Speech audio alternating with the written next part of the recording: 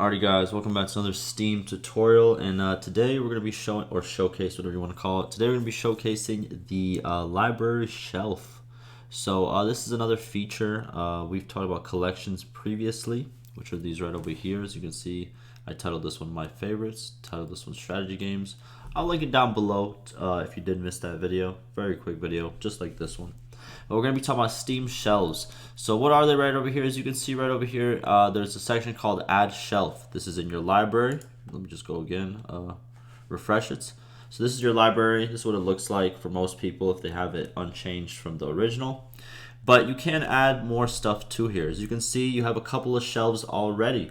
You have a recent games one, a play next, an all games shelf.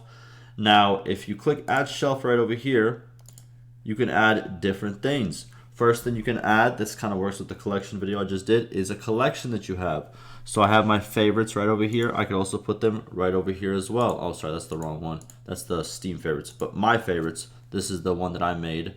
What's it called? As you can see, now my favorite games are right over here for me. Or I can change it to any of the other ones. As you can see, we go recent games, all games, uncategorized. And if you ever want to remove it, you can just delete the shelf like this, and it's gone.